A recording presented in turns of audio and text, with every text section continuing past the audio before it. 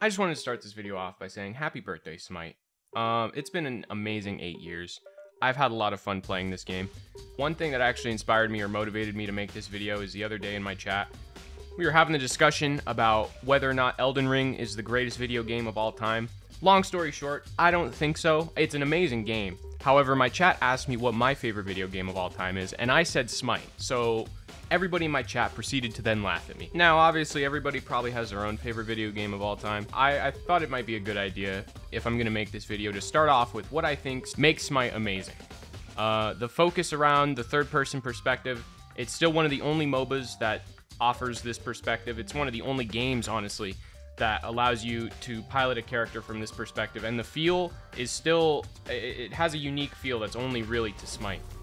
Visually, it's still one of the coolest games on the market. The amount of things that are in this game now blow my mind. The art team has done an amazing job. And not to mention, the God Pack. I have said this from when I very first started streaming this game. The God Pack is such a good deal. You get every character in the game for $30, and it goes on sale all the time. No other MOBA can you get this much content out of that much money.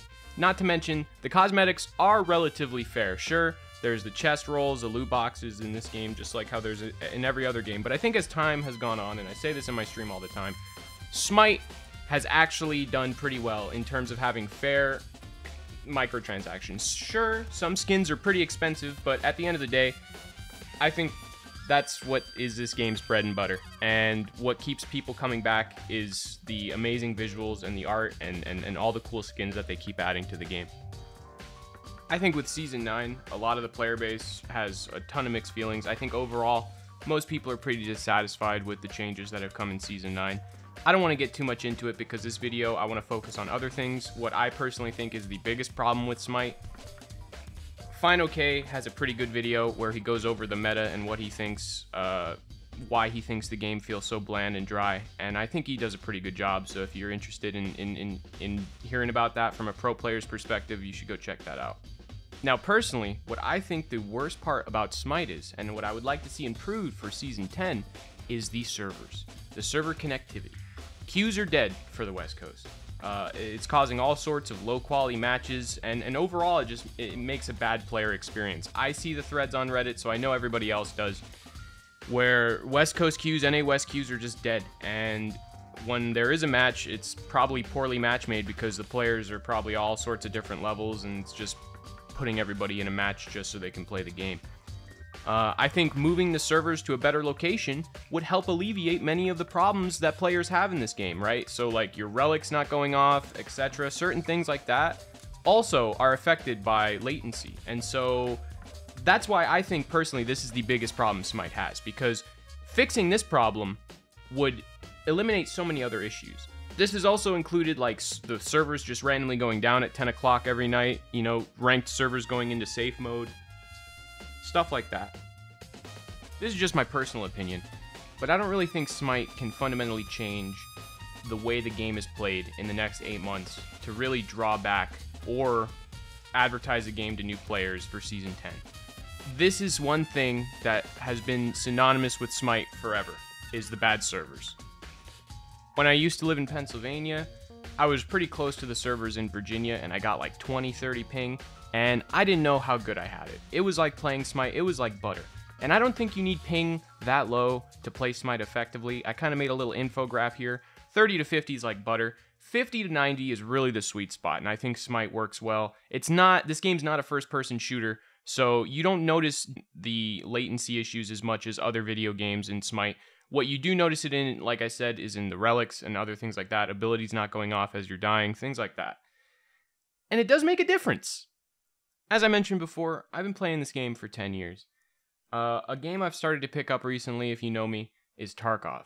And I'm not going to bore you with talking a whole lot about Tarkov, but essentially the devs for that game have been in beta for 7 years. And I know Smite wasn't in beta for 7 years, but the devs for Tarkov have a plan to kind of wrap up the entire game, release the last couple maps they have at the end of the year, and then move on to another project where they don't have to use the Unity engine anymore, and they can use a better engine to make their projects easier and better. I'm not saying Hi-Rez and Smite should do the same thing, but 10 years from now, we're going to have, what, 250 gods in this game, going at the rate we're going at now? So at some point, things are going to have to slow down. And I love Smite, and I don't want this game to shut off its servers and not exist anymore. Personally, I don't want to hear that that can't happen. I know there are Redditors just waiting to comment on this video and say, Hi-Rez is a business. Doing this investment would not make them money.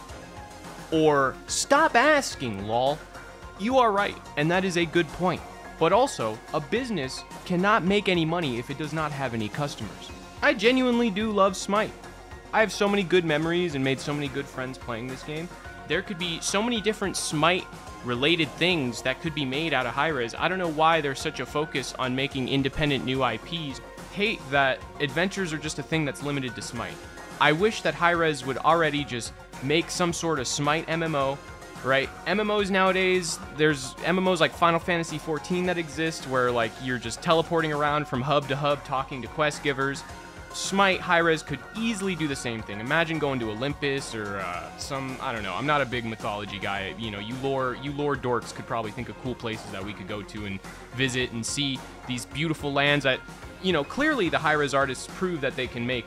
And I would love that. I also think Smite has a potential for being that PvP extension to an MMO, right? Every MMO that comes out nowadays, everyone complains about how the PvP is just awful. Smite already has the PvP aspect down. They just have to build the rest of the MMO around it. And I've talked about this on stream tons of times. You probably, you know, people who watch me all the time are probably tired of listening to me talk about this, but that's the level at which I do love this game, and I would play, and I would play an MMO like that. I would support anything like that this company would do. Granted, they've made a lot of mistakes, but if I've learned anything in doing this over the last couple years, however long I've done this, for a really long time, honestly, is that I'm not a mechanic either, but if your car has engine problems, you can't just fix it by changing the paint. Escape from Tarkov is far from a perfect game. It has bugs in it that'll never be fixed simply because of the engine that it's on. Yet, the developers have a goal in mind of what they consider a finished product, and they are going to release that at the end of the year. Like I mentioned earlier, I think a similar thing would be good for Smite in the sense that Season 10 and going forward, Hi-Rez worked on making Smite more accessible and streamlined for people to understand. Trying to attract the crowd of gamers from, you know, the Call of Duty Warzones and other crowds, making the game, more specifically Conquest, so that way they can understand the game, get better at it on a more competitive level, and then grind the game on a more competitive level. The ranking system in this game has been the same for 10 years, and I think if some more things were added to incentivize people to grind Smite, it would really go a long way.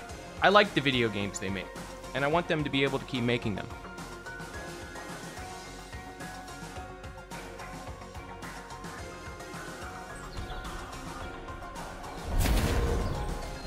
Let us rejoice in a new beginning.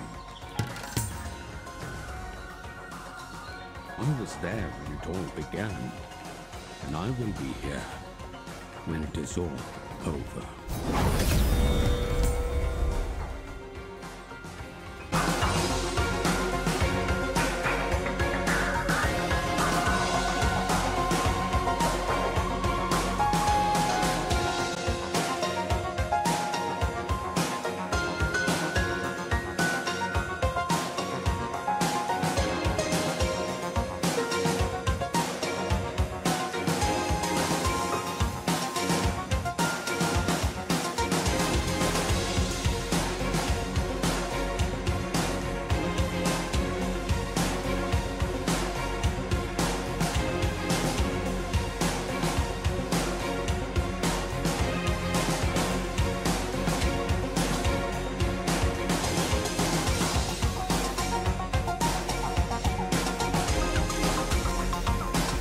Bruh.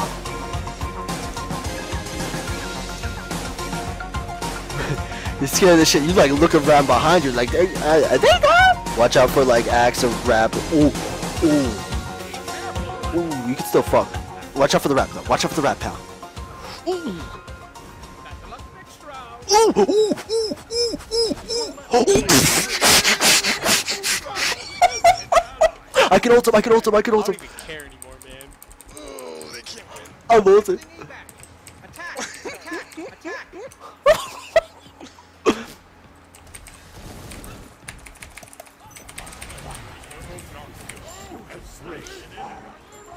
Alright, get him the fuck out of this game, bitch.